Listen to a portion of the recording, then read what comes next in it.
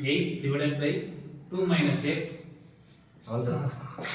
Right. இப்போ இந்த மாதிரி சம் கொடுத்துருக்காங்கன்னு வச்சுக்கோங்களேன். நம்ம ஒரு சின்ன கான்செப்ட் இருக்குது. டினாமினேட்டர் வந்து இங்க பாருங்க, ஆனா இது x - 2 ஆ இருக்குது, இது 2 - x ஆ இருக்குது. சரியா? அப்படிப்பட்ட ஒரு இதுல இருக்கும்போது நமக்கு டினாமினேட்டர் ஒரே மாதிரி வந்துருச்சுன்னா நம்ம இந்த சம் ஈஸி. அப்ப என்ன பண்ணலாம் அப்படின்னு பாத்தீங்கன்னா, இந்த இடத்துல ஓகேயா, இதுல இருந்து இத கழிக்கலாம். புரியுதா? இதுல இருந்து இது ஆட்ல கொடுத்திருக்காங்க. நாம அதை என்ன பண்றோம்னா இந்த பிளஸோட என்ன பண்றோம், மைனஸ் வந்து அப்ளிகபிள் பண்றோம். சரியா? அப்ப மைனஸ் அப்ளிகபிள் பண்ணும்போது இது என்ன ஆயிடும், x³ by x - 2 மைனஸ். ஓகேயா? இங்க என்ன வரும், 2³ divided by இந்த 2 - x இங்க மைனஸ் உள்ள கொண்டு வரதுனால என்ன ஆயிடும், பிளஸ். இதுக்கு சமமா நம்ம மாத்துறோம், x - 2 ஆ மாறிடும். சரியா? அப்ப டினாமினேட்டர் நம்ம வந்து சேமா கொண்டு வரணும், அவ்வளவுதான். ஓகேயா? அப்ப இப்ப போடுங்க, கீழ இருக்குது நான் காமன் ஆயிடுச்சா? அது எதனால காமன் ஆச்சுன்னா இங்க நம்ம வந்து அந்த மைனஸ் வந்து கொண்டு வந்ததனால அது என்னாச்சு, காமன் ஆச்சு. சரிங்களா?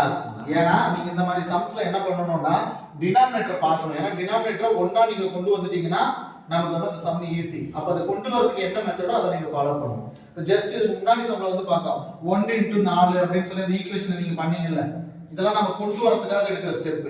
அதே மாதிரி அதை நீங்க சால்வ் பண்ணீங்கன்னா இங்க கீழ வந்து மைனஸ் பிளஸ், இங்க மைனஸ் இருந்தா பிளஸ்ஸா மாறும், பிளஸ் இருந்தா மைனஸா மாறும். அந்த இதெல்லாம் வந்து சின்ன வயசு கான்செப்ட் அதெல்லாம். சரியா? அந்த மாதிரி இங்க நீங்க மைனஸா எடுத்துக்கிட்டீங்கன்னா இதுல இருந்து அதுல கழிக்கிற மாதிரி எடுத்துக்கும் போது நமக்கு இது கிடைச்சிரும். கிடைக்கும்போது x - 2 காமன் மேல இருக்கிறது மட்டும் பாருங்க, x³ - 2³ ஓகேயா?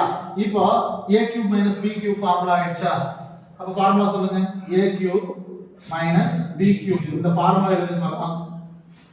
என்ன ஃபார்முலா, a + b.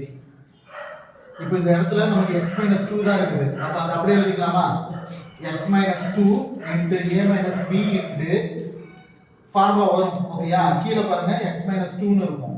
இது ரெண்டு அடி வாங்கிக்கணும். ஃபார்முலால மீதி இருக்கிறது தான் answer 3a. a plus a³ - b³ formula எழுதுனீங்கன்னா உங்களுக்கு ஆன்சர் கிடைச்சிரும்.